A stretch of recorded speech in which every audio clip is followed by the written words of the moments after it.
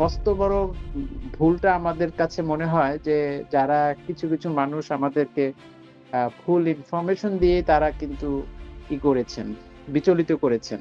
হ্যাঁ? এইটা মানতে হবে এবং তারা অনেকেই অনেকভাবে থেমে গেছেন এবং তাদের আরো থামতে হবে। থামানো দরকার ছিল অনেক আগেই। আর এখন ভিক্টোরি উইথ অ্যাশের সাথে আছি, আমরা থাকবো। আমাদেরকে এখনো যে এই বিভিন্ন মেসেজ গুলো যেভাবে হচ্ছি, এগুলো থেকে আমরা কর্ণপাত না করে আমাদের এগিয়ে যেতে হবে।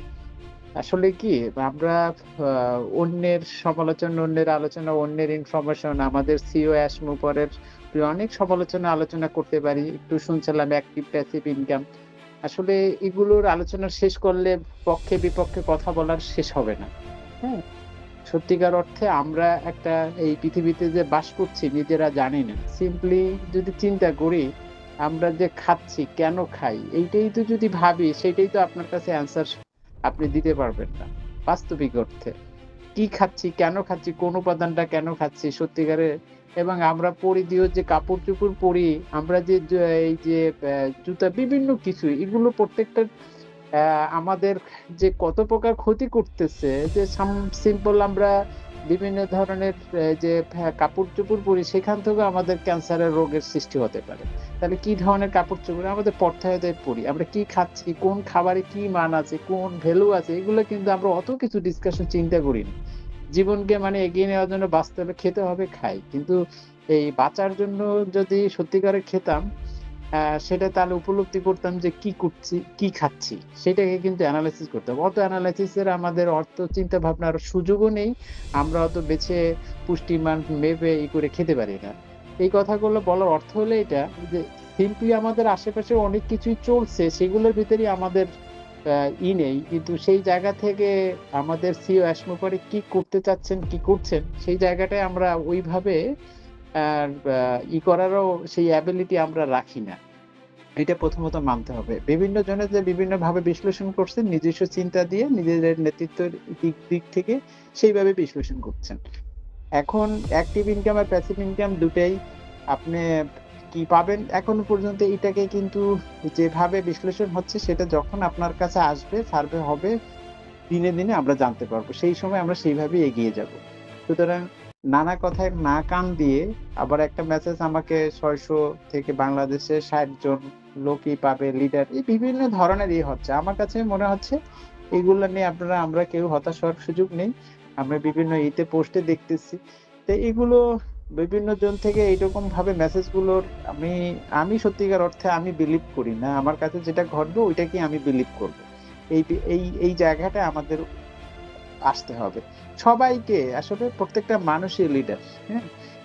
কেউ লিডারের বাইরে না। কিন্তু আমরা সবসময় একটু পিছিয়ে থাকতে চাই। আমরা নিজের লিডার, নিজের নেতৃত্ব, নিজের জানাশোনাকে মূল্য দিতে চাই না। নিজেই প্রশ্ন করুন, নিজেই উত্তর পাবেন খুঁজে। সবকিছুর উত্তর পাবেন। আর ওয়ান পেসিভ ওই যে একটা কথা বলছিল আমাদের হাসনাইন প্রসাদ সাহা যে ভুলে যান চমৎকার একটা বিশ্লেষণ করেছেন। অসাধারণ কিছু কথাবার্তা তার আমি শেষ মুহূর্তে শুনছি। যে আসলে এই উপলব্ধিগুলো আমাদের মধ্যে জাগ্রত রাখতে হবে। এটার কোনো উপায় নাই। এটার কোনো বিকল্প নাই। হ্যাঁ? অনেকে অনেকভাবে আজকে আমি অনেক ডলার আমার ওয়ালেটে পেয়ে গেলে আমি কিন্তু অনপেসিভকে অনেক অন্যভাবে অনেক উচ্চ মর্যাদায় ব্যাখ্যা বিশ্লেষণ করতে পারতাম বা করতাম। এখন আমার ওয়ালেটে এখন পর্যন্ত আসে নাই বিধায় আমরা নানাভাবে বিশ্লেষণ করছি।